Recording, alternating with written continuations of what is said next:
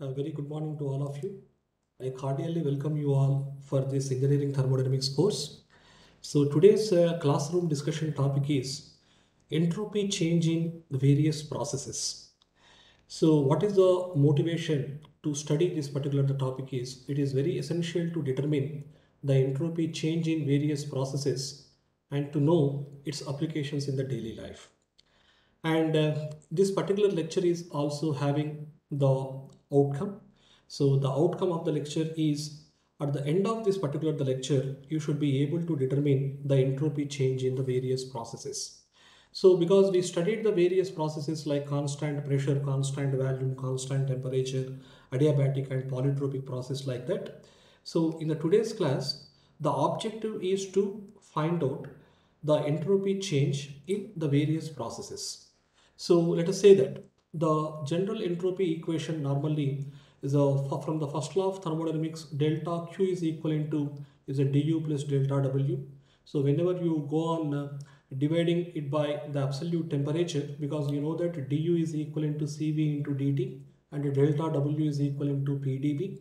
So just you divide it by T. Why we have to divide it by T means because our intention is to find out the entropy change. So ds is nothing but the delta Q by T, that is the entropy. So to obtain the entropy value, we have to divide it by absolute temperature. So whenever we are doing so, we are able to obtain the equation number 5.28, that is S2 minus S1 is equivalent to Cv log T2 by T1 plus R log V2 by V1. So the same thing can also be written because in the previous equation, so this entropy change is in terms of Cv and R. So this is in terms of the Cv, that is the specific heat at the constant value and characteristic gas constant value. So this equation is written in terms of the Cv and R. Now if we want to write down the same entropy change equation in terms of this particular the Cv and R, in terms of the Cv and R, so then the same equation will be simplified like this. That is from according to the general gas equation of the state. So in the next one, you can see here the entropy change in terms of Cv and Cp. So that is in the previous case we have written the entropy change in terms of the Cv and R. Now here we are able to see it is in terms of the Cv and Cp. Now the same entropy change equation can also be written in terms of the Cp and R. That is the first equation is in terms of the Cv and R. Second equation is in terms of the Cv and Cp. Third equation is in terms of Cp and R. So that is the derivation is very simple. So that is from the general gas equation of the state only. So we are substituting the basic equations. So we are able to get like this. Now let us consider, because that is the general entropy change equations for a polytropic process, that is the general entropy change. Now let us consider individual processes like constant volume process. So it is how can we represent the constant volume process on the TS diagram, that is by drawing a curved line. So you know that change in heat transfer during the constant volume process is nothing but Cv delta T, that is per unit mass of the substance. So delta Q is equivalent to Cv dt, so divided by temperature, so that you are able to have ds is equivalent to Cv log T2 by T1, that is the S2 minus S1 is equivalent to Cv log T2 by T1, that is the entropy change during the constant volume process. So similarly here, we can find out the entropy change during the constant pressure process. That is the previous one is the constant value. Now it is a constant pressure. Now here you are able to see the constant pressure is also represented by drawing a curved line. So constant value is also represented by drawing a curved line. What is the difference between these two? That is only the slope. The slope is the difference between the constant volume and constant pressure. And we know that the change in heat transfer during the constant pressure process can be found out by using delta Q is equivalent to mCp delta T. So whenever you are having the per unit mass of the substance, delta Q is equivalent to Cp dt. So divided by temperature, you are able to get change in entropy is equivalent to Cp log T2 by T1. That is, in case of a constant volume, you are getting Cv log T2 by T1. In the previous one, you are able to get it is a Cv log T2 by T1. But here in the constant pressure, that's why Cv is replaced by Cp. So that is the only change you are able to observe between the constant volume and constant pressure process. So the third process is isothermal process. So in the isothermal process, how can we find out the change in the entropy? So we know that the work done during the isothermal process is P1 V1 log V2 by V1. But we know that PV is nothing but RT for an ideal gas. So RT1 log V2 by V1. And from this, we are able to get it. The change in entropy is equivalent to R log V2 by V1. So it is the entropy change during the isothermal process. Next one is, it is the adiabatic process, because in the adiabatic process the change in heat transfer is equivalent to 0. So whenever we are having ds is equivalent to delta q by t, since delta q is equivalent to 0, automatically ds will be equivalent to 0. That indicates that S2 minus S1 is equivalent to 0. So S1 is equivalent to S2. So that leads to the constant entropy process, that is represented by drawing a vertical line on the TS diagram. So now it is the polytropic process. So in the initial slides also already we derived this particular the equation, that is in terms of the CV and R. So S2 minus S1 is equivalent to CV log T2 by T1 plus R log V2 by V1.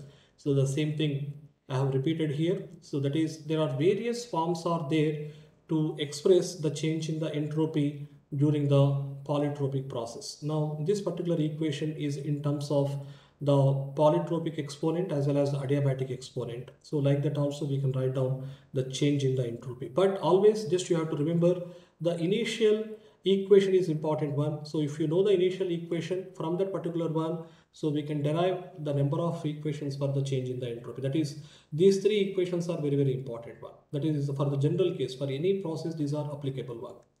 So whenever you are having CV log T2 by T1 plus R log V2 by V1, let us say it is a general equation which is applicable to all the cases. I have already explained you that this equation is in terms of the CV and R, and it is the CV, and here it is the CP and R.